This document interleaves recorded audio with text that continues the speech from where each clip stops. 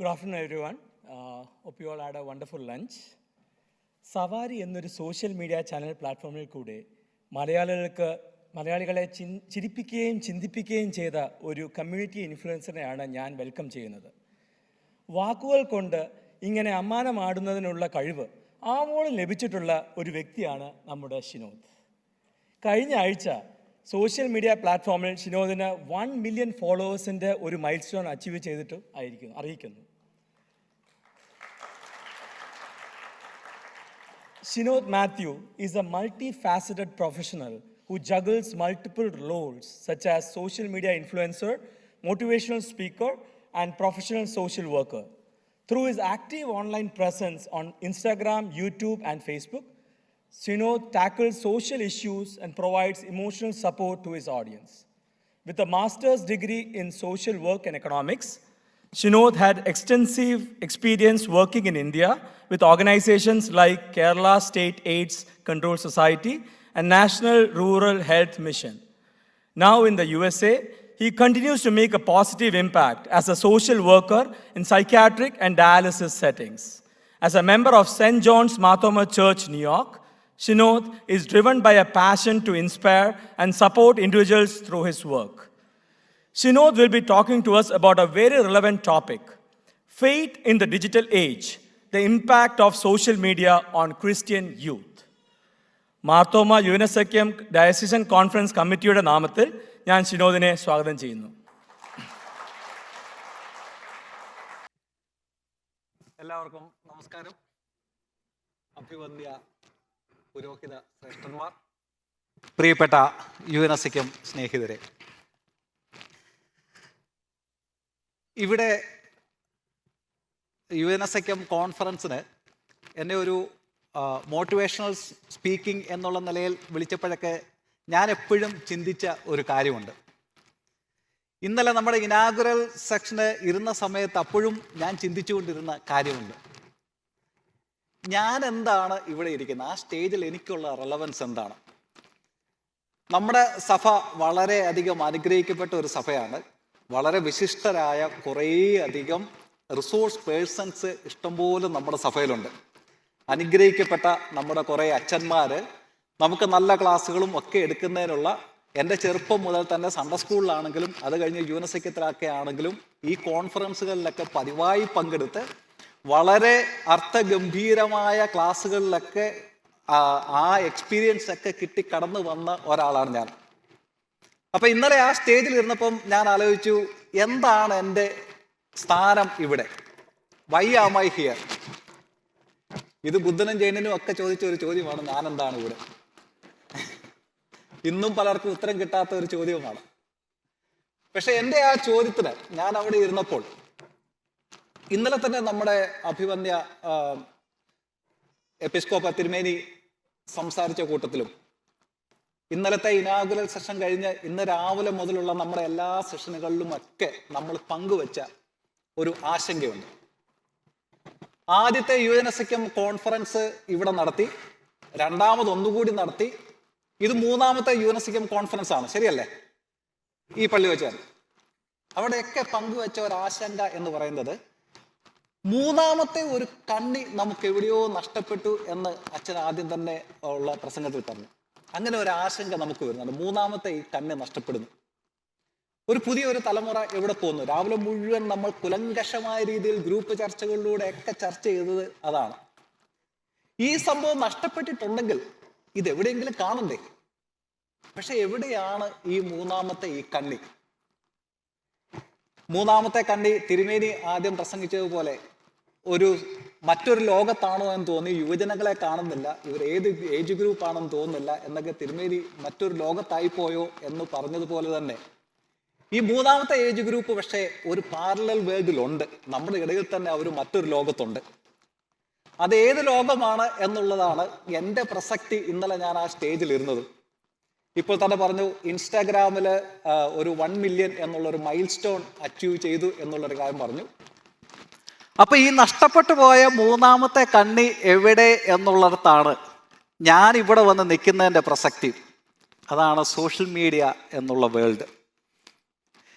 ഞാൻ അതിനെപ്പറ്റിയുള്ള സ്റ്റാറ്റിസ്റ്റിക്സ് നോക്കി കഴിഞ്ഞപ്പോൾ 6 മണിക്കൂറൊക്കെയാണ് അമേരിക്കയിലെ ഒരു സാധാരണ ടീനേജർ സോഷ്യൽ മീഡിയയിൽ ചെലവഴിക്കുന്നത്.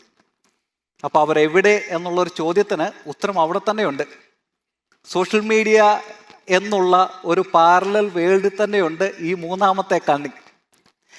അപ്പം കാട്ടിലുള്ള കടുവയെ പിടിക്കണമെങ്കിൽ നാട്ടിലിരുന്ന് ചർച്ച നടത്തിയിട്ട് കാര്യമില്ല, നമ്മൾ കാട്ടിലോട്ട് പോയേ പറ്റത്തുള്ളൂ. ഇവരെവിടെ എവിടെ എവിടെ എന്ന് നമ്മൾ ചർച്ച ചെയ്തിരുന്നിട്ട് കാര്യമില്ല.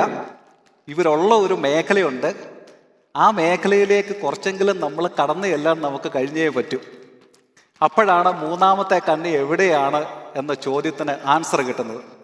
നിങ്ങൾക്കതിനെ എതിർക്കാം, സോഷ്യൽ മീഡിയയെ എതിർക്കാം. ധാരാളം രാവിലെ മുതൽ വൈകുന്നേരം വരെ നമുക്ക് അതിനെ കുറ്റം പറയാം. നിങ്ങൾ 1-2 പേർക്ക് അതിൽ നിന്ന് മാറി നിൽക്കുകയും ചെയ്യാം. പക്ഷെ ആ യാഥാർത്ഥ്യം അവിടെ ഉണ്ട് എന്നുള്ളത് ഒരു വാസ്തവമാണ്. അതുകൊണ്ട് തന്നെയാണ് faith in the digital age എന്നുള്ളൊരു പ്രത്യേകമായിട്ടുള്ള ഒരു സബ്ജക്റ്റ് ഞാൻ തിരഞ്ഞെടുത്തത്. കാരണം ഇവിടെ പല അച്ഛന്മാരൊക്കെ ക്ലാസ് എടുക്കുന്നുണ്ട്. ആ ഏരിയയിലൊന്നും എനിക്കൊന്നും പറയാനുള്ള അവകാശമില്ല, അതിനുള്ള അറിവുമില്ല. എനിക്കാകെ പറയാൻ പറ്റുന്നത് ഈ ഏരിയയിലാണ് എന്നുള്ളത് കൊണ്ട് ഒരു സേഫ് സോൺ ഞാൻ എടുത്തു എന്ന് നിങ്ങൾക്ക് അനുമാനിക്കാം.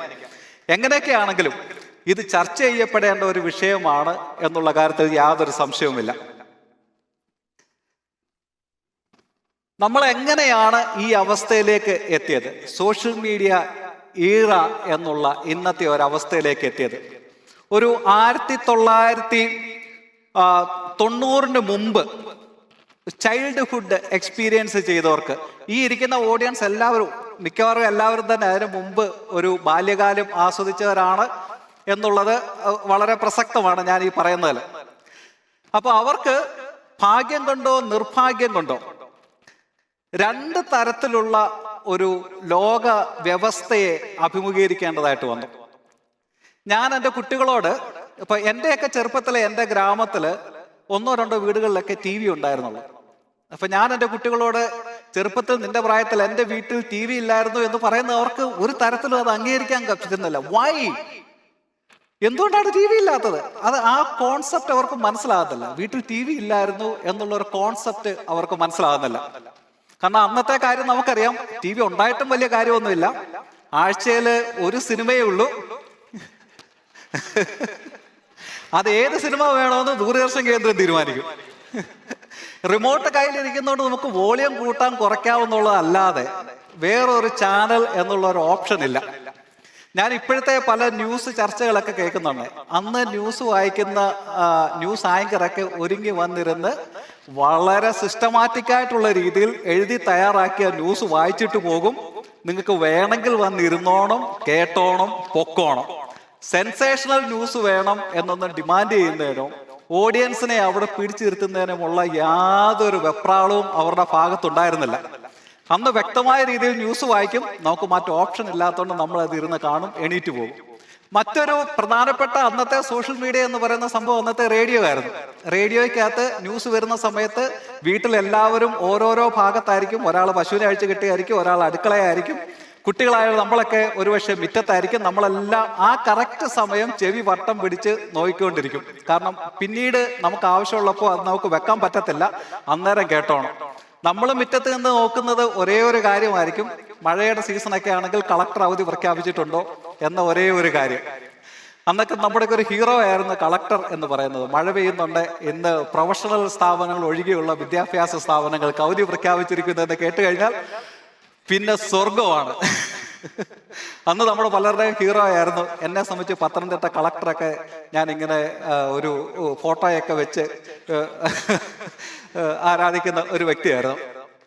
അങ്ങനെയുള്ള ഒരു ഏജിലാണ് പ്രീ ഡിജിറ്റൽ ഈറ എന്ന് അറിയപ്പെടുന്നത്. അത് വളരെ മനോഹരമായിട്ടുള്ള കാലഘട്ടമായിരുന്നു എന്ന് ചോദിച്ചാൽ മനോഹരമായിട്ടുള്ള കാലഘട്ടം തന്നെയാണ്. കാരണം ഈ നൊസ്റ്റാൾജിക് ചിന്താഗതി പങ്കുവെക്കുന്നവരൊക്കെ മറന്നു പോകുന്ന ഒരു കാര്യമുണ്ട്. അന്ന് നമ്മൾ കുട്ടികളായിരുന്നു, നമുക്ക് വലിയ ആവലാതികൾ ഉണ്ടായിരുന്നില്ല, ജോലിക്ക് പോകേണ്ട ആവശ്യമില്ലായിരുന്നു, ചെലവും മറ്റുള്ളവർ നോക്കുകയായിരുന്നു. അതുകൊണ്ടൊക്കെ ആ ചൈൽഡ്ഹുഡ് ഏരിയ നല്ലൊരു കാലഘട്ടമായിരുന്നു. സോഷ്യൽ മീഡിയയുടെ വലിയ ആധിക്യവുമില്ലായിരുന്നു. പക്ഷെ ആ സമയത്ത് തന്നെ മറ്റു ചില കാര്യങ്ങൾ കൂടി നടക്കുന്നുണ്ടായിരുന്നു. ഒരു സോഷ്യൽ മീഡിയ ഈറയിലേക്ക് ഉള്ള ഒരു മുന്നൊരുക്കം ആ സമയത്ത് തന്നെ നടക്കുന്നുണ്ടായിരുന്നു. 1969 US defence department of defence ആണ് ആദ്യത്തെ നെറ്റ്വർക്ക് കണ്ടുപിടിക്കുന്നു.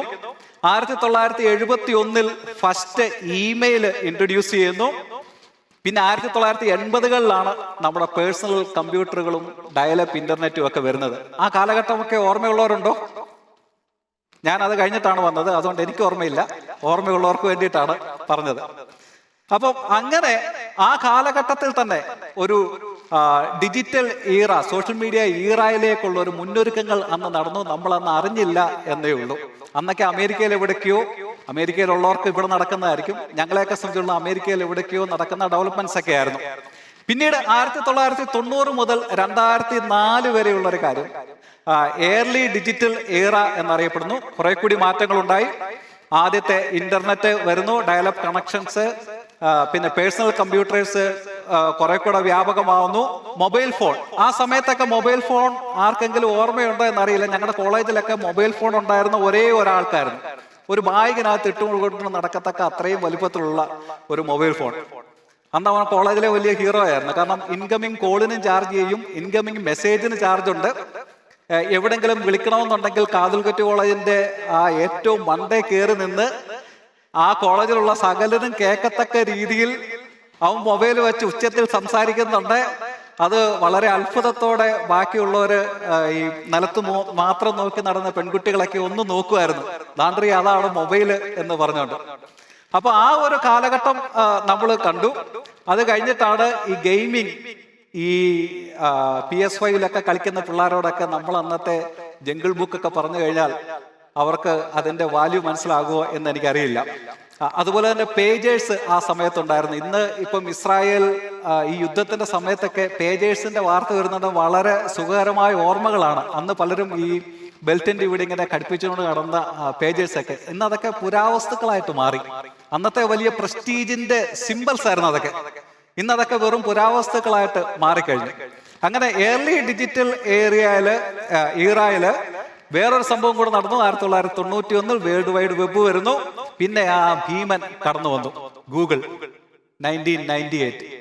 അവൻ വന്നിട്ടാണ് ഈ സോഷ്യൽ മീഡിയയുടെ ചരിത്രം തിരുത്തി കുറിക്കത്തക്ക രീതിയിൽ ഇന്നത്തെ നമ്മുടെ ഒരു സിറ്റുവേഷനിലേക്ക് ശരിക്കും നമ്മളെ എത്തിക്കുന്നത്. 2004 മുതൽ നമ്മളിപ്പം ജീവിക്കുന്ന കാലഘട്ടം സോഷ്യൽ മീഡിയ ഈറയാണ്. ഇവിടെ സംഭവിച്ചുള്ള മാറ്റങ്ങൾ 2004 ഫേസ്ബുക്ക് ലോഞ്ച് ചെയ്തു. ഫേസ്ബുക്കിന്റെ ഒറിജിനെ പറ്റിയുള്ള ആ ഹിസ്റ്ററിയൊക്കെ നിങ്ങൾക്ക് എല്ലാവർക്കും അറിയാം. പല സിനിമകളിലൊക്കെ നമ്മൾ കണ്ടതാണ്. ഒരു കോളേജിൽ ഉടലെടുത്തത്. ആദ്യം കോളേജിൽ പഠിക്കുന്നവർക്ക് മാത്രമായിട്ടുണ്ടായിരുന്ന ഒരു നെറ്റ്വർക്ക്. ഇവിടെ ആ സമയത്ത് ഫേസ്ബുക്ക് ഒറിജിനേറ്റ് ചെയ്ത സമയത്ത് വേറൊരു സംഭവം നമ്മൾ ഇന്ത്യയിൽ നമ്മൾ ഉപയോഗിച്ചിരുന്നു, ഓർക്കുട്ട്. അത് ഉപയോഗിച്ചിട്ടുള്ളവരെത്ര ആരൊക്കെയുണ്ട്?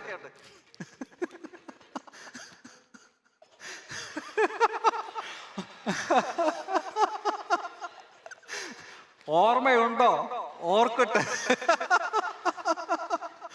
എത്രയെത്ര മധുരതരമായ മെസ്സേജുകള്, ഫോട്ടോകളൊക്കെ അപ്ലോഡ് ചെയ്ത് പല ചരിത്രങ്ങളും പറയാനുണ്ടായിരുന്ന ഓർക്കുട്ടിന് പക്ഷെ ആ ഫേസ്ബുക്കുമായിട്ടുള്ള കോമ്പറ്റീഷനിൽ പിടിച്ചു നിൽക്കാൻ കഴിഞ്ഞില്ല. അത് വൈൻഡപ്പ് ചെയ്തു. അത് കഴിഞ്ഞതിന് ശേഷമാണ് ഞങ്ങളുടെയൊക്കെ ഇപ്പൊ ഞാൻ ഇവിടെ നിൽക്കുന്നതിനൊക്കെ കാരണമായിട്ടുള്ള 2005 യൂട്യൂബ് വരുന്നു. കോവിഡിന്റെ സമയത്ത് ധാരാളം സോഷ്യൽ മീഡിയ ഇൻഫ്ലുവൻസേഴ്സ് മലയാളികളുടെ വീട്ടിലേക്ക് വലിഞ്ഞു കയറി വന്നു. കാരണം അന്ന് ചെയ്യാനൊന്നുമില്ല, എല്ലാവരും വീട്ടിലിരുന്ന് റിമോട്ട് ജോലി ചെയ്യുന്ന സമയമാണ്, അനുകൂല സാഹചര്യമാണ്. അങ്ങനെ ധാരാളം സോഷ്യൽ മീഡിയ ഇൻഫ്ലുവൻസേഴ്സ് ഉണ്ടാവുന്നു.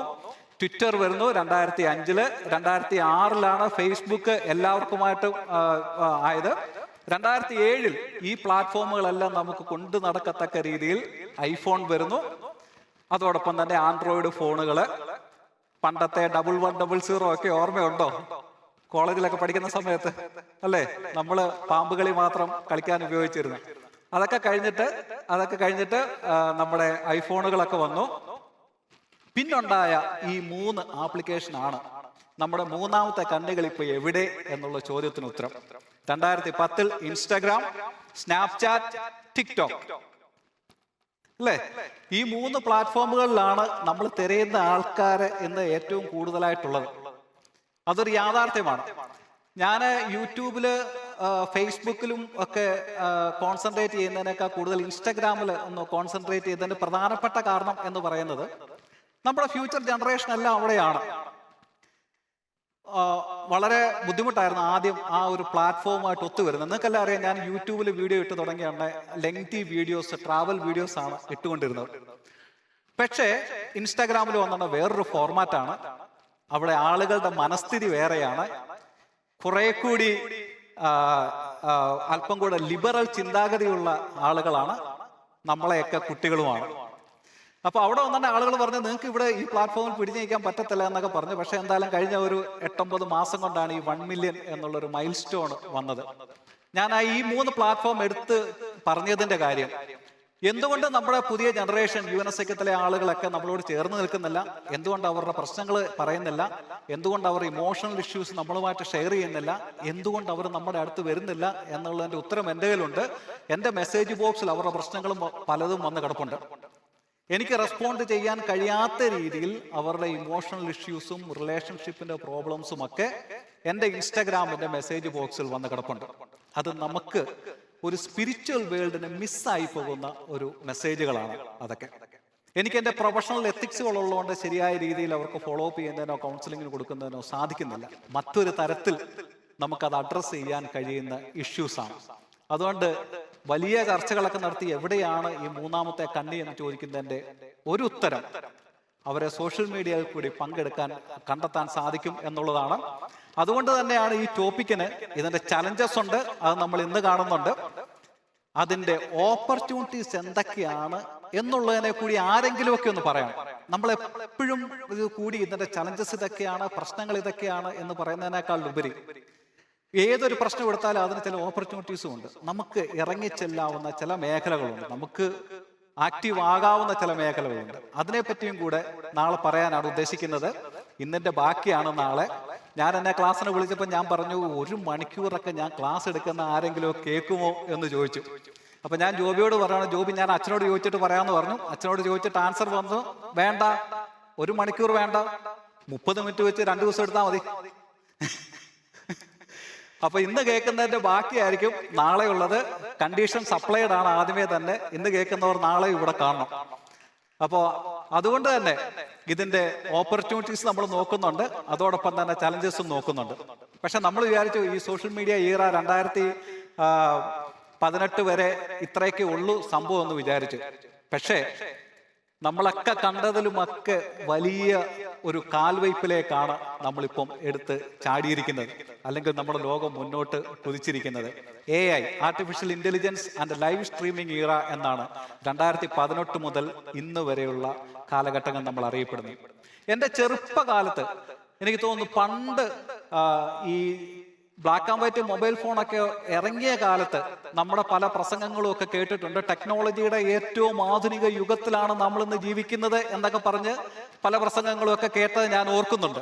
ഇപ്പൊ തിരിഞ്ഞു നോക്കുന്നുണ്ട്, എന്ത് ടെക്നോളജി, അതൊക്കെ ആയിരുന്നു ആധുനിക യുഗം. അല്ല, ഇന്ന് നമ്മൾ നോക്കുന്നുണ്ട്, അതൊന്നും അല്ല ആധുനിക യുഗം എന്ന് പറയുന്നത് പോലെ ഇന്ന് നമ്മൾ വിചാരിക്കുന്നു ഇതാണ് ടെക്നോളജിയുടെ ഏറ്റവും അപ്പുറത്തെ അറ്റം, ഇവിടെ നിന്നുകൊണ്ട് നമുക്ക് പലതും ഡിഫൈൻ ചെയ്യാൻ പറ്റും എന്ന് നമ്മൾ ചിന്തിക്കുന്നു. അല്ല, ഇനി ഇത് മറ്റൊരു കാൽവയ്പാണ്. AI എന്നുള്ള മേഖലകളുടെയൊക്കെ മറ്റൊരു തുടക്കമാണ്. ആ മറ്റൊരു കാൽവയ്പിനെ കൂടെ മുന്നിൽ കണ്ടുകൊണ്ടാണ് ഫെയ്ത്ത്ഫുൾ ഫ്യൂച്ചർ എന്നുള്ള ടോപ്പിക്കിനെ പറ്റി നമ്മൾ ചിന്തിക്കേണ്ടത്. നമുക്ക് എത്രത്തോളം ഇപ്പൊ അതിനെ ഡിഫൈൻ ചെയ്യും, എത്രത്തോളം അത് സങ്കല്പിച്ച് നോക്കാൻ പറ്റും എന്നുള്ളത് തന്നെ സംശയമാണ്. കാരണം റോബോട്ടിക്സും AI കൂടെ, AI പറ്റി വളരെ ഡീറ്റെയിൽഡ് ആയിട്ടുള്ള ഒരു ക്ലാസ് വരുന്നുണ്ട് എന്ന് ഞാൻ പ്രതീക്ഷിക്കുന്നു. അത് ചേർന്നുള്ള ഒരു കോമ്പിനേഷൻ എന്ന് പറയുന്നത് നമുക്കിപ്പോ ഇമാജിൻ ചെയ്ത് നോക്കുന്നതിനേക്കാൾ വലിയൊരു കോമ്പിനേഷൻ ആയിരിക്കും. ഇപ്പൊ നമുക്ക് വരുന്ന മെസ്സേജുകളായിരിക്കും, പക്ഷെ വ്യക്തി അടുത്ത് വന്നിരുന്ന മെസ്സേജ് വായിച്ചു തന്നാൽ എങ്ങനെ ഇരിക്കും? ഹണിറോസ് വന്ന് താരാട്ട് പാടി ഉറക്കിക്കഴിഞ്ഞാൽ എങ്ങനെ ഇരിക്കും? നമുക്ക് ചിന്തിച്ചു നോക്കാൻ പറ്റത്തില്ല. പക്ഷെ നമുക്ക് ആവശ്യമായ രീതിയിൽ ഹ്യൂമൻ റോബോട്ടിക്സും AI കൂട്ടുള്ള കോമ്പിനേഷനിൽ ഇതൊക്കെ എങ്ങനെ വരുമെന്നുള്ളത് നമുക്ക് സങ്കല്പിച്ച് നോക്കാൻ പോലും പറ്റാത്ത ഒരു ഫ്യൂച്ചറാണ് നമ്മുടെ മുന്നിൽ നിന്ന് നമ്മളെ നോക്കിക്കൊണ്ടിരിക്കുന്നത്. അവിടെ നിന്നുകൊണ്ടാണ് ഈ വിശ്വാസം എങ്ങനെ അടുത്ത ജനറേഷനിലേക്ക് കൊണ്ടുപോകാൻ കഴിയും എന്ന് നമ്മൾ ചിന്തിക്കുന്നത്.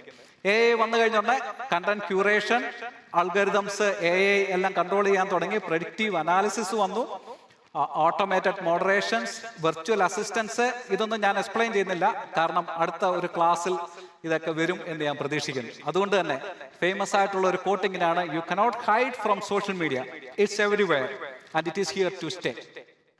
അതിവിടെ ഉണ്ട്. അത് യാഥാർത്ഥ്യമാണ്. നമ്മൾ കണ്ണടച്ച് ഇരുട്ടാക്കിയിട്ട് കാര്യമില്ല. അതിവിടെ സ്റ്റേ ചെയ്യും. അത് പല ഫോമുകളിലേക്ക് മാറി വരുമായിരിക്കും. മൊബൈൽ ഫോണിൽ നിന്ന് മാറി അത് ചിലപ്പം വേറൊരു ഡിവൈസിലേക്ക് പോകുമായിരിക്കും. പക്ഷെ it is going to stay. അതാണ് അതിൻ്റെ ഒരു റിയാലിറ്റി. അവിടെയുള്ള ചലഞ്ചസ് എന്തൊക്കെയാണ്? ഇന്ന് നമ്മൾ സോഷ്യൽ മീഡിയ വേൾഡിൽ നിൽക്കുന്നുണ്ട്. നമ്മൾ ഫേസ് ചെയ്യുന്ന ചലഞ്ചസ്, ഒരു സോഷ്യൽ മീഡിയയിൽ ആക്റ്റീവായിട്ട് നിൽക്കുന്ന മാർത്തോമ സഭയിലെ മെമ്പർ എന്നുള്ള നിലയിൽ എനിക്ക് തോന്നുന്നു ഞാൻ തന്നെ അത് പറഞ്ഞ് ബോധ്യപ്പെടുത്തുന്നതായിരിക്കും ഏറ്റവും ഉത്തമം എന്ന് തോന്നുന്നു. അതുകൊണ്ട് തന്നെയാണ് ഞാൻ ഈ ടോപ്പിക് എടുത്തത്. ഞാൻ അന്ന് ആഗ്രഹിച്ച ഒരു കാര്യം, ഞാൻ വിചാരിച്ച ഒരു കാര്യം, അറിവുകളുടെ ലോകം വിശാലമാകുന്നുണ്ട്. ലോകത്തെല്ലായിടത്തുമുള്ള അറിവുകളും എല്ലാ മനുഷ്യരെ പറ്റിയുമുള്ള വീഡിയോകളും ഒക്കെ നമ്മുടെ കയ്യിലെ മൊബൈൽ ഫോണിലേക്ക് എത്തിക്കഴിയുന്നുണ്ട്. മനുഷ്യരുടെ മനസ്സ് വിശാലമാകും എന്ന് വളരെയധികം പ്രതീക്ഷിച്ചിരുന്നു ഞാൻ ഈ സോഷ്യൽ മീഡിയയുടെയൊക്കെ ആരംഭഘട്ടത്തിലൊക്കെ. കാരണം എല്ലാ സ്ഥലത്തു നിന്നും എല്ലാ അറിവും നമ്മുടെ കയ്യിലുള്ള ഈ കുഞ്ഞു ഡിവൈസിലേക്ക് വന്നു കഴിയുന്നുണ്ട്. നമുക്ക് എവിടെ ഇരുന്നും അത് കാണാം. മനുഷ്യരുടെ മനസ്സ് കുറച്ചുകൂടെ വിശാലമാകും, അവൻ കുറച്ചുകൂടെ ലിബറലായിട്ട് ചിന്തിക്കും. ഇതൊക്കെയാണ് ഞാൻ കരുതിയത്. പക്ഷെ അതിന് വ്യത്യസ്തമായിട്ട് സോഷ്യൽ മീഡിയ ഒരു ചെയ്ത കാര്യം, അതിന് പറയുന്ന ടേംസ് ഫിൽട്ടർ ബബിൾസ് എന്നാണ് പറയുന്നത്.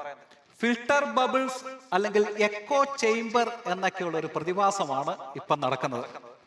ഫിൽട്ടർ ബബിൾ എന്ന് പറയുന്നത് നമ്മൾ സിനിമയെ പറ്റി വിചാരിക്കുന്നത് പോലെ തന്നെ സോഷ്യൽ മീഡിയയുടെ ഉദ്ദേശം നമ്മുടെ മനസ്സ് വിപുലമാക്കുകയോ നമ്മുടെ ചിന്താഗതികളെ മാറ്റിമറിക്കുകയോ എന്നുള്ളതല്ല. അത് വെറും മണ്ടത്തരമാണ്. സോഷ്യൽ മീഡിയ ചെയ്യുന്നത് നമ്മുടെ പ്രിഫറൻസ് എന്തൊക്കെയാണ്, നമ്മുടെ ചിന്താഗതികൾ എന്തൊക്കെയാണ്, ഇത് കണ്ടെത്തി കഴിഞ്ഞിട്ട് അതിനോട് ചേർന്ന് നിൽക്കുന്ന കണ്ടന്റുകൾ നമ്മുടെ ഫീഡിലോട്ട് കൊണ്ടുവന്ന് കുത്തി നിറയ്ക്കുക എന്നുള്ളതാണ്. അതാണ് ഫിൽട്ടർ ബബിൾ എന്നുള്ള പ്രതിഭാസത്തെ പറ്റി പറയുന്നത്. കാരണം ഇന്ന് നമുക്കറിയാം, പണ്ടൊക്കെ നമ്മുടെ മലയാളികളുടെ ഇടയിൽ നിലനിന്നിരുന്ന കാസ്റ്റ് സിസ്റ്റം ആയിരുന്നെങ്കിൽ ഇന്ന് നിൽക്കുന്ന പല കാസ്റ്റുകൾ വ്യത്യസ്തമാണ്.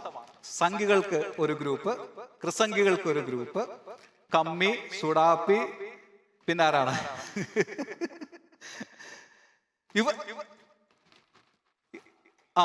ഇവർക്ക് എല്ലാവർക്കും അവരുടേതായിട്ടുള്ള പ്രത്യേക വാട്സാപ്പ് ഗ്രൂപ്പുകളുണ്ട്. ഇവർക്കെല്ലാം അവരുടെ സ്വന്തമായിട്ടുള്ള സോഷ്യൽ മീഡിയ ഇൻഫ്ലുവൻസേഴ്സ് ഉണ്ട്. നിങ്ങൾ ഇപ്പം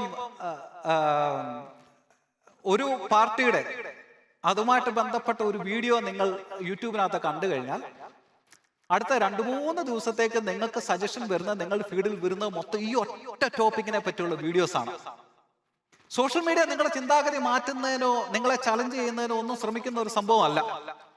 പണ്ടൊക്കെ സിനിമയെ പറ്റി ഇങ്ങനെ പറഞ്ഞു കേട്ടിട്ടുണ്ട്, സിനിമ എന്തുകൊണ്ട് നമ്മുടെ സമൂഹത്തിൽ നല്ല ലക്ഷ്യങ്ങളെ ഉയർത്തുന്നതിന് വേണ്ടി പ്രവർത്തിക്കുന്നില്ല എന്ന് പറഞ്ഞു കേട്ടിട്ടുണ്ട്. 1% സിനിമയല്ലാതെ മറ്റ് സിനിമകൾ മൊത്തം ഇന്ന് സൊസൈറ്റിയിൽ എന്താണോ അതിന്റെ റിഫ്ലക്ഷൻ മാത്രമാണ്. അത് മനുഷ്യരെ നന്നാക്കാൻ വേണ്ടിയുള്ള ഒരു സാധനമല്ല. അല്ലെങ്കിൽ നമ്മൾ മനഃപൂർവ്വം അതിനകത്തിറങ്ങി പ്രവർത്തിച്ചാൽ അല്ലാതെ അത് മനുഷ്യരെ നന്നാക്കാനുള്ള സംഭവമാണ്. സോഷ്യൽ മീഡിയ സംഭവിച്ചിട്ടുള്ള ഒരു കാര്യമാണ്. ഈ ഫിൽട്ടർ ബബിളിനകത്ത് ജീവിക്കുന്ന ആളുകളായിട്ട് മാറിയിരിക്കുകയാണ് ഒരേ ചിന്താഗതി. അത് മനുഷ്യരുടെ തമ്മിലുള്ള വർഗീയതയൊക്കെ ഓരോ രാജ്യങ്ങളിലും ഇതിങ്ങനെ കൂടി വരുന്നത് നമുക്കത് മനസ്സിലാക്കാൻ പറ്റും. സോഷ്യൽ മീഡിയയുടെ ഇൻഫ്ലുവൻസ് ആണത്.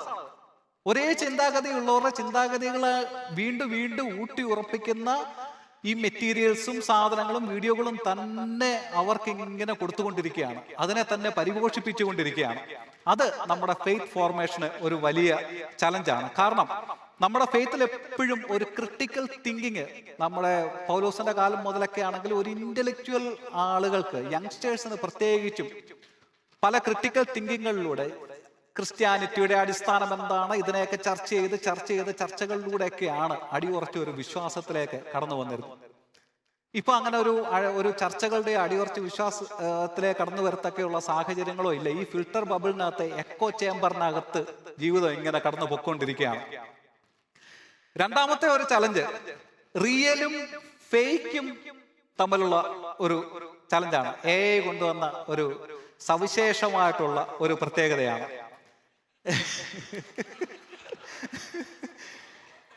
ഈ വീഡിയോകളൊക്കെ നിങ്ങൾ ഇപ്പൊ ഓടിക്കൊണ്ടിരിക്കുന്ന വീഡിയോകളാണ്. ഇതിന് സൗണ്ട് ഇല്ല. ഇതിന് സൗണ്ട് വെച്ചാല് ഞാൻ പാടുന്ന കേൾക്കാൻ പറ്റും. ഒരു ബാത്റൂമിൽ ഒരു മൂളിപ്പാട്ട് പോലും പാടാത്ത വ്യക്തിയായിരുന്നു ഞാൻ. ഇത് ഞാനാണ് പാടുന്നത്.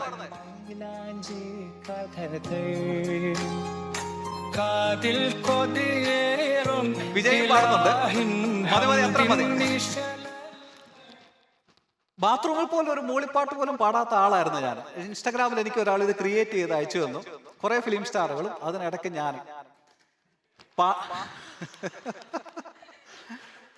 പാടാനുള്ള എൻ്റെ അഭിവാഞ്ചയെ, എന്നെ സ്നേഹിക്കുന്ന കുറെ മനുഷ്യർ എൻ്റെ വളരെ ചെറുപ്പത്തിലെ തന്നെ കണ്ണിൽ ചോരയില്ലാതെ നുള്ളിയെടുത്ത് കളഞ്ഞതാണ്. ലോകത്തിന് അതാണ് നല്ലത് എന്ന് പറഞ്ഞത്.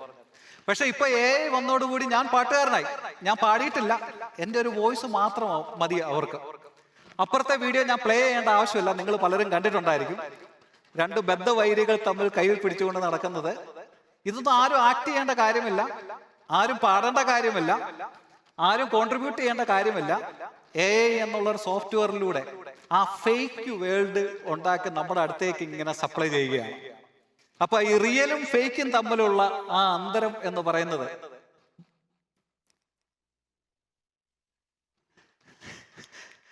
വളരെ നേർത്ത് ഇല്ലാതാകുന്ന ഒരു ലോകത്താണ് നമ്മൾ ജീവിക്കുന്നത്.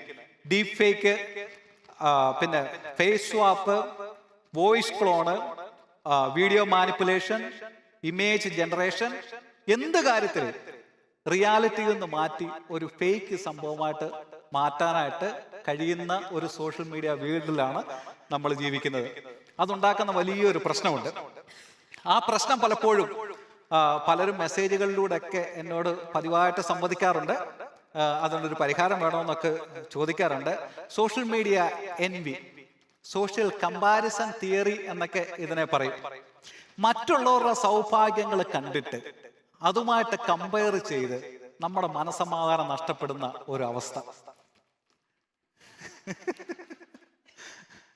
അത് വലിയൊരു സംഭവമാണ്. കാരണം ഞാനൊരു സോഷ്യൽ മീഡിയ ഇൻഫ്ലുവൻസറാണ്. എനിക്കറിയാം പല സോഷ്യൽ മീഡിയ ഇൻഫ്ലുവൻസേഴ്സും അവളുടെ ഹസ്ബൻഡ് അവളോട് എത്ര സ്വീറ്റ് ആയിട്ടാണ് സംസാരിക്കുന്നത്. ഡാർലിംഗ് എന്ന് മാത്രമേ വിളിക്കാറുള്ളൂ വീഡിയോയ്ക്കകത്ത്. ഇവിടെ ഒരുത്തൻ ഇരിക്കുകയാണ്. സമാധാനം പോയി. ആദ്യമൊക്കെ നല്ല സന്തോഷത്തിലായിരുന്നു. ഒരു സോഷ്യൽ മീഡിയ ഇൻഫ്ലുവൻസറെ ഫോളോ ചെയ്യാൻ തുടങ്ങി. അവരുടെ ലൈഫിലെ പ്രധാനപ്പെട്ട ഭാഗങ്ങൾ മാത്രം എടുത്തു കാണിച്ചു തുടങ്ങി. അവരുടെയൊക്കെ ലൈഫ് അതാണ് ലൈഫ്. ഞങ്ങളിവിടെ അമേരിക്കയിൽ വന്ന് ജീവിക്കുകയാണ്. സമാധാനമില്ല, അടിയായി. ഹസ്ബൻഡുമാരാണെങ്കിൽ അവന് കിട്ടിയ ഭാര്യ 1000 ഫോട്ടോ സാരി എടുത്ത് കഴിഞ്ഞിട്ടായിരിക്കും ഒരെണ്ണം എടുത്ത് പോസ്റ്റ് ചെയ്യുന്നത്. ബാക്കി 99 എണ്ണവും ഒരു മനുഷ്യനും കാണാൻ കൊള്ളാതെ അറഞ്ചം പുറഞ്ചം വെട്ടിക്കളഞ്ഞതാണ്. എന്നിട്ടാണ് ഒരെണ്ണം എടുത്ത് പോസ്റ്റ് ചെയ്യുന്നത്. ഈ പോസ്റ്റ് കണ്ടിട്ട് അതൊക്കെയാണ്, അതിന് വേറൊരു ടൈമുണ്ട്. അതൊക്കെ കാണുന്നുണ്ടെയാണ് വീട്ടിലിരിക്കുന്ന എടുത്ത് കണ്ടിലിടാൻ തോന്നുന്നത്.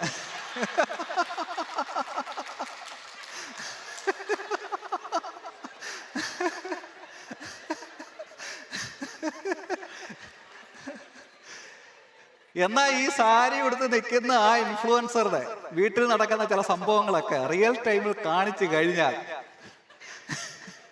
അന്നേരം മാത്രമായിരിക്കും വീട്ടിൽ ഇരിക്കുന്ന ആളുകളുടെ വില മനസ്സിലാവുന്നത്.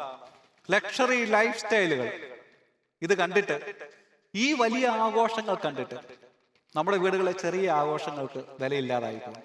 കാരണം എത്ര ആഘോഷിച്ചാലും അവര് കേക്ക് മുറിച്ചത്, ആ കേക്ക് അതാണ്. നമ്മളിവിടെ എന്ത് ഒരു ചെറിയ കേക്ക്, ഇതൊക്കെയാണോ വലിയ കാര്യം? അവര് ചെയ്തത് എന്തൊക്കെയാണ്? മേടിച്ച കാറ് ഇതാണ്, നമ്മുടെ കാറ്, ഇതൊക്കെയാണോ വലിയ കാര്യം?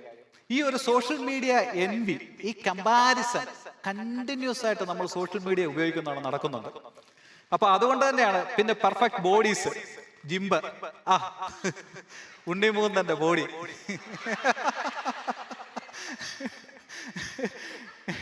ഇവിടെ ഒരാൾ ഇരിക്കുകയാണ്.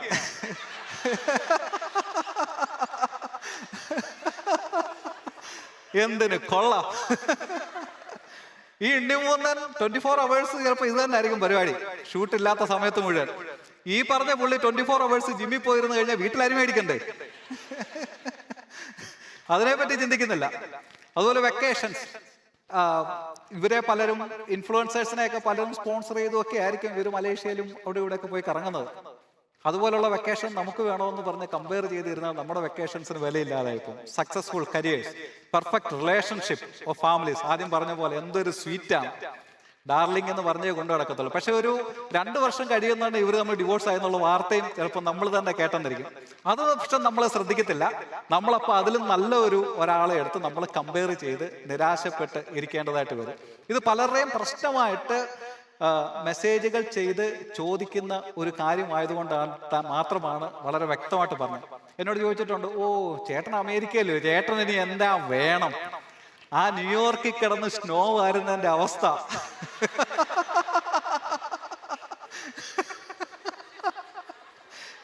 ചേട്ടൻ എന്തും പറയാമല്ലോ, ചേട്ടൻ അമേരിക്കയിലല്ലേ. ഇതാണ് നമുക്കറിയാം അതിന്റെ റിയാലിറ്റി എന്താണ്. ഇല്ല, ഞാൻ ഐ എം വെരി ഗ്രേറ്റ്ഫുൾ, പക്ഷെ അറ്റ് ദ സെയിം ടൈം ആ കമ്പാരിസൺ ശരിയല്ല എന്ന് നമുക്ക് എല്ലാവർക്കും അറിയാം. അതുകൊണ്ട് തന്നെയാണ് ഒരു സോഷ്യൽ മീഡിയ ഇൻഫ്ലുവൻസർ ആയിട്ടുള്ള ഞാൻ തന്നെ അതിനെപ്പറ്റി ഒരു വീഡിയോ, ഒരു റീലായിട്ട് ഇറക്കേണ്ടത്. നിങ്ങൾ ചിലർ കേട്ടിട്ടുള്ളായിരിക്കും. ചിത്രങ്ങളിലെ നല്ലത് നോക്കി മാത്രമാണ് പോസ്റ്റ് ചെയ്യുന്നത്. പോസ്റ്റ് ചെയ്യാത്തതൊക്കെ പരമ ബോറാണ്. ചിരിച്ചുകൊണ്ട് മോട്ടിവേഷൻ പറയുന്ന ഞാൻ 24 മണിക്കൂറും ചിരിച്ചുകൊണ്ട് ജീവിക്കുന്ന ഒരാളല്ല. പലപ്പോഴും ദേഷ്യപ്പെടുകയും നിരാശപ്പെടുകയും ഒക്കെ ചെയ്യുന്ന ഒരാളാണ്.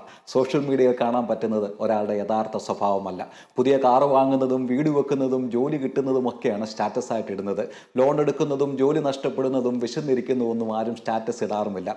സോഷ്യൽ മീഡിയയിൽ നിങ്ങൾ കാണുന്ന ഭാഗ്യവാന്മാർ പലരും നിങ്ങളെക്കാൾ വലിയ പ്രശ്നങ്ങളെ നേരിടുന്നവരാണ്. ഇന്ന് പലരുടെയും നിരാശയുടെ കാരണം സോഷ്യൽ മീഡിയയിൽ കാണുന്ന ജീവിതങ്ങളെ വെച്ച് സ്വന്തം ജീവിതം വിലയിരുത്തുന്നതാണ്. അവിടെ കാണുന്ന ആളുകളുമായി തങ്ങളെയും പങ്കാളികളെയും ഒക്കെ കമ്പയർ ചെയ്യുന്നതാണ്. അവിടെ നടക്കുന്ന ആഘോഷങ്ങൾ കണ്ടിട്ട് സ്വന്തം വിജയങ്ങളുടെ നിറം മങ്ങിപ്പോകുന്നതാണ്. നിങ്ങളുടെ മിസ്റ്റേക്ക് നിങ്ങൾ ക്ഷമിക്കുന്നതിനോളം, നിങ്ങളെ മറ്റാരുമായും കമ്പയർ ചെയ്യാതിരിക്കുന്നതിനോളം, നിങ്ങളുടെ ശരീരവും രൂപവും വ്യക്തിത്വവും ഒക്കെ നിങ്ങൾ പൂർണ്ണമായും ഇഷ്ടപ്പെടുന്നതിനോളം വലിയ മോട്ടിവേഷൻ ജീവിതത്തിൽ വേറെയില്ല. ഇത് ഞാൻ പ്ലേ ചെയ്തതിന്റെ കാരണം ഇവിടെ ഒന്നുകൂടെ അത് റിപ്പീറ്റ് ചെയ്യേണ്ട എന്ന് വെച്ചാണ്. ഞാൻ ഓൾറെഡി പറഞ്ഞ കാര്യമാണ്, അതങ്ങ് കാണിച്ചാൽ പോരെ, എളുപ്പമല്ലേ.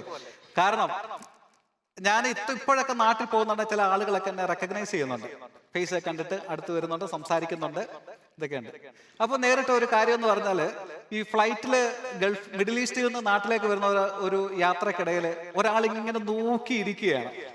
അപ്പൊ അവിടെ ഇറങ്ങിക്കഴിഞ്ഞാൽ എന്നോട് പറഞ്ഞു, നിങ്ങൾ ഈ എപ്പോഴും ചിരിച്ചോണ്ടാണോ ഇരിക്കുന്നതെന്ന് എനിക്കൊന്ന് അറിയണമല്ലോ. ഇത് തന്നെ സസൂക്ഷ്മം എന്നെ വീക്ഷിച്ചുകൊണ്ടിരിക്കുകയാണ്. ഇവൻ ഈ കാണിക്കുന്ന പോലൊക്കെ ആണോ ഇരിക്കുന്നതെന്ന് എനിക്കൊന്ന് അറിയണമല്ലോ. കാരണം ഞാൻ ഷീനോട് ചൂടാവുന്നുണ്ട്, പിള്ളേരോട് അടങ്ങിയിരിക്കാൻ പറയുന്നുണ്ട്, കരയാതിരിക്കാൻ പറയുന്നുണ്ട്. എയർപോർട്ടിൽ ഇറങ്ങിക്കഴിഞ്ഞുണ്ട് ഒരാൾ ഓടി വന്നിട്ട് ഗൾഫിൽ നിന്ന് എൻ്റെ കൂടെ യാത്ര ചെയ്തത്, വൈഫുമായിട്ട് ഇച്ചിരി പണക്കത്തിലാണ്, ചേട്ടാ ഇങ്ങനെ ഒന്ന് പെട്ടെന്ന് ഒരു മോട്ടിവേഷൻ തന്നായി, എനിക്ക് പെട്ടെന്ന് പോയി ഇതൊന്ന് സോൾവ്. നമ്മൾ ഈ വർക്ക്ഷോപ്പിലൊക്കെ കൊണ്ടുപോയി വണ്ടി കൊടുത്തിട്ട് ബ്രേക്കിനാണ് കംപ്ലൈന്റ്, അത് പെട്ടെന്ന് ശരിയാക്കി തരാം, അല്ലെങ്കിൽ അലൈൻമെന്റിന്റെ ഒരു പ്രശ്നമാണ്, അതൊന്ന് ശരിയാക്കി തന്നെന്ന് പറഞ്ഞ പോലെ ഇപ്പൊ ആൾക്കാരൊക്കെ അടുത്തത് പറയുന്നുണ്ട്. കാരണം ആൾക്കാർ ചോദിക്കുന്നത് ഞാൻ ഇങ്ങനെ മോട്ടിവേഷൻ ഇങ്ങനെ കൊണ്ട് നടക്കുകയാണ്, ഇത് എവിടെ കൊണ്ടുപോയാണ് ഒന്ന് അപ്ലൈ ചെയ്യുന്നത് എന്ന് പറഞ്ഞ ആളുകൾ, പല ആൾക്കാരും പരീക്ഷയ്ക്ക് ജയിക്കുന്നില്ല, ചേട്ടാ പെട്ടെന്ന് ഒരു മോട്ടിവേഷൻ പറഞ്ഞു തന്നെ ഞാൻ പോയി ഒന്ന് പഠിക്കട്ടെന്ന് എന്ന് പറയുന്നത്. പല സോഷ്യൽ മീഡിയ ഇൻഫ്ലുവൻസേഴ്സും അവരുടെ റിയൽ ലൈഫിൽ അവരിങ്ങനെ ആ വീഡിയോയ്ക്കകത്ത് കാണുന്ന പോലെ തന്നെയാണ് ജീവിക്കുന്നത് എന്നുള്ളൊരു ധാരണ എങ്ങനെയോ നമുക്കുണ്ടായിട്ടുണ്ട്. അതിനുള്ള ഏറ്റവും പെർഫെക്റ്റ് ആയിട്ടുള്ള ഒരു ആൻസർ എനിക്ക് കാണാൻ പറ്റിയത് നമ്മുടെ ബൈബിളിനകത്താണ്. എപ്പോഴും സന്തോഷിപ്പിൻ, ഇടപെടാതെ പ്രാർത്ഥിപ്പിൻ, എല്ലാറ്റിനും സ്തോത്രം ചെയ്യുവിൻ, ഇതല്ലോ നിങ്ങളെക്കുറിച്ച് ക്രിസ്തുയേശുവിൽ ദൈവേഷ്ടം. അതിനും വലിയ ഒരു മറുപടി അതിനകത്തില്ല. മറ്റുള്ളവരെ നോക്കി കമ്പാരിസൺ ചെയ്യുന്നത് നിർത്തിയിട്ട് സോഷ്യൽ മീഡിയയാണ് അതിനുള്ള പ്ലാറ്റ്ഫോം. സ്വന്തം ലൈഫിനെ പറ്റി ചിന്തിച്ച് കഴിയുന്നുണ്ട്, അതുണ്ടാക്കുന്ന നിങ്ങൾക്ക് തരുന്നതിലും വലിയ ഒരു മോട്ടിവേഷൻ വേറെ ഒരു മോട്ടിവേഷൻ സ്പീക്കറിനും നിങ്ങൾക്ക് തരാനില്ല. രണ്ടാമത്തെ ഒരു വലിയ പ്രശ്നമാണ് ഇൻഫർമേഷൻ ഓവർലോഡ്, അറ്റൻഷൻ ഫാറ്റിക്. ഞാനൊരു അച്ഛനുമായിട്ട് സംസാരിച്ചിട്ടുണ്ട്, അച്ഛൻ പറഞ്ഞു വലിയ പ്രശ്നമാണ്. കാരണം പ്രസംഗത്തിനിടയിൽ സ്റ്റോറികൾ പറയുന്നത്, നേരത്തെ ഇഷ്ടംപോലെ സ്റ്റോറികൾ ഉണ്ടായിരുന്നു, അവിടുന്ന് ഇവിടുന്ന് നമുക്ക് വായിച്ചു ഒക്കെ കിട്ടുമായിരുന്നു. എവിടെയെങ്കിലും ഇന്നൊരു സ്റ്റോറി ഇറങ്ങിയിട്ടുണ്ടെങ്കിൽ അടുത്ത ദിവസം അത് വാട്സാപ്പ് വരും, പള്ളിയിലെ ഗ്രൂപ്പിനകത്ത് മുഴുവൻ വരും, പിന്നെ അതെങ്ങും പറയാൻ പറ്റത്തില്ല. കാരണം ഇൻഫർമേഷൻസ് അതുപോലെയാണ്. ഇൻഫർമേഷൻസ് ഇല്ലാത്തതിന്റെ പ്രശ്നമല്ല, ഇൻഫർമേഷൻസ് ഒത്തിരി ആയതിന്റെ പ്രശ്നമാണ്. അതുണ്ടാക്കുന്ന പ്രശ്നം എന്താണെന്ന് പറഞ്ഞാൽ, ഞാനിപ്പം ലഞ്ച് കഴിക്കാൻ നേരത്തെ ഒരു ഗ്രൂപ്പിനോട് സംസാരിച്ച കൂട്ടത്തിൽ പറയായിരുന്നു, എൻ്റെ ഇളയ മോനെയൊക്കെ പള്ളിയിലൊക്കെ കൊണ്ടുവന്ന് പിടിച്ചിരുത്താൻ പെടുന്ന പാട്, ഇങ്ങനെ അറ്റൻഷൻ കിട്ടുന്നില്ല, ഇൻഫർമേഷൻ കൂടുതലാകുന്നതിന്റെ ഒരു പ്രശ്നം, ഇഷ്ടംപോലെ നോളജ് ഈ മൊബൈലിൽ വന്ന് നിറയുന്നതിന്റെ ഒരു പ്രശ്നം. നമ്മുടെ തിയോളജിയും മറ്റു കാര്യങ്ങളൊന്നും അങ്ങനെ എളുപ്പത്തിൽ പറഞ്ഞ് മനസ്സിലാക്കാവുന്ന പല കാര്യങ്ങളല്ല. പക്ഷേ എന്നോട് പലരും ചോദിച്ചാറുണ്ട്, എന്തുകൊണ്ടാണ് യൂട്യൂബ് വീഡിയോ, ഈ ലോങ് വീഡിയോ വിട്ടിട്ട് റീൽസിലേക്ക് മാത്രം പോയത്? റീൽസ് തന്നെ കാണാൻ ആൾക്കാർക്ക് ക്ഷമയില്ല. ഒറ്റ മിനിറ്റ് കൊണ്ട് ഒരു യൂട്യൂബ് വീഡിയോയിലൊക്കെ പറയുന്ന പോയിന്റുകളെ നീ വേണമെങ്കിൽ കൺക്ലൂഡ് ചെയ്ത്, എനിക്ക് സമയമില്ല, വേണമെങ്കിൽ ചലഞ്ചാണ്, എന്നെ പറഞ്ഞ് മനസ്സിലാക്കി കഴിഞ്ഞാൽ ഞാൻ കാണാം, ഞാൻ ഫോളോ ചെയ്യാം. അല്ലാതെ ഇരുന്ന് കാണുന്നതിനുള്ള ഒരു അറ്റൻഷൻ സ്പാൻ മനുഷ്യരുടെ സോഷ്യൽ മീഡിയ വല്ലാതെ കുറച്ചിരിക്കുന്നു. അത് നമ്മുടെ ഫെയ്ത്തിന്റെ കാര്യത്തിൽ, വീടുകളിലുള്ള കുടുംബ പ്രാർത്ഥനകളിൽ, പള്ളികളിലെ ആരാധനകളിൽ നമുക്ക് വിസിബിളായിട്ട് കാണാൻ പറ്റും. ആ ആളുകൾക്ക് ക്ഷമയില്ലാത്തതിന്റെ കാരണം. കുട്ടികളെ മാത്രമല്ല, കാരണം നമ്മളും ഇപ്പൊ സോഷ്യൽ മീഡിയ ഉപയോഗിച്ച് ആ ഒരു ഇതിലേക്കായി. ഞാൻ തന്നെ അത് വാണിംഗ് തരുന്നതായിരിക്കും നല്ലതെന്ന് തോന്നും. റീൽ ഇറക്കുന്ന ഞാൻ തന്നെ അതിനെപ്പറ്റി ഒരു വിചിന്തനം നടത്തേണ്ട ആവശ്യമാണ്. അറ്റൻഷൻ സ്പാന് 12 സെക്കൻഡ് ആയിരുന്നത് 8 സെക്കൻഡായിട്ട് കുറഞ്ഞിട്ടുണ്ട്. 2000 മുതൽ 2013 വരെയുള്ള അതൊരു ചെറിയ മാറ്റമല്ല. അറ്റൻഷൻ സ്പാൻ ഇങ്ങനെ ഓരോ വർഷം കഴിയും തോറും കുറഞ്ഞു വരികയാണ്. അപ്പൊ അതിനനുസരിച്ചുള്ള രീതിയിൽ നമ്മുടെ പ്രസന്റേഷൻസും നമ്മുടെ കാര്യങ്ങളും ഒക്കെ മാറ്റിയില്ല എന്നുണ്ടെങ്കിൽ അതൊരു വലിയ ചലഞ്ചായിട്ട് മാറും എന്നുള്ള കാര്യത്തിൽ യാതൊരു സംശയവുമില്ല. പിന്നെ increased influence of external agendas. നമ്മൾ ഈ കഴിഞ്ഞ വർഷങ്ങളിലൊക്കെ കണ്ടാണ് എങ്ങനെയാണ് ഒരു സോഷ്യൽ മീഡിയ ഭീമന്മാർക്ക് ഒരു രാജ്യത്തെ ഇലക്ഷനെ മാറ്റിമറിക്കാൻ കഴിയുന്നത്. എങ്ങനെയാണ് സോഷ്യൽ മീഡിയ ഉപയോഗിച്ച് ഒരു വർഗീയ ലഹള ഉണ്ടാക്കാൻ കഴിയുന്നത്. എങ്ങനെയാണ് ഒരു പ്രത്യേക ജോഗ്രാഫിക്കൽ ഏരിയയിൽ അവർക്ക് ആവശ്യമുള്ള ആശയങ്ങൾ മാത്രം പോപ്പപ്പ് ചെയ്ത് വിടാൻ പറ്റുന്നത്. വർഗീയ ലഹളയ്ക്ക് കാരണമായിട്ടുള്ള ചില സംഭവങ്ങൾ മാത്രം പോപ്പപ്പ് ചെയ്ത് വിടാൻ പറ്റുന്നത്. എക്സ്റ്റേണൽ നമ്മൾ കേൾക്കുന്നുണ്ട്, മീഡിയ വേൾഡിലൊക്കെ പവർ ഗ്രൂപ്പ് എന്നൊക്കെ കേൾക്കുന്നുണ്ട്. ഈ ഇൻഫർമേഷൻ ടെക്നോളജിയിലും സോഷ്യൽ മീഡിയയിലും ഒക്കെ ഇത്തരത്തിലുള്ള പവർ ഗ്രൂപ്പുകൾ പ്രവർത്തിക്കുന്നുണ്ട് എന്നുള്ളത് ഒരു വാസ്തവമാണ്. അപ്പം അത് നമ്മളെ കൺട്രോൾ ചെയ്യുന്ന ഒരു അവസ്ഥയിലും കൂടെ എത്തുന്ന ഒരു സാഹചര്യത്തിലാണ് ഇന്നത്തെ സോഷ്യൽ മീഡിയ വേൾഡ് നമ്മൾ നിൽക്കുന്നത്. ഞാൻ അധികം നീട്ടുന്നില്ല. ലഞ്ചൊക്കെ കഴിച്ചു, എല്ലാവരും വളരെ ആയാസത്തിലിരുന്നു. എനിക്ക് തോന്നുന്നു ഇത്രയും സമയമെങ്കിലും നിങ്ങളെ പിടിച്ചു നിർത്താൻ പറ്റിയത് തന്നെ എൻ്റെ വലിയൊരു അച്ചീവ്മെന്റ് ആയിട്ട് ഞാൻ കണക്കാക്കുന്നു. ഈ സമയത്ത് ഒരു 5 മിനിറ്റ് കൂടെ എടുത്തിട്ട് എന്തെങ്കിലും ഈ കാര്യങ്ങളെ പറ്റി ക്വസ്റ്റ്യൻസ് ചോദിക്കാനുണ്ടോ, ആഡ് ചെയ്യാനുണ്ടോ?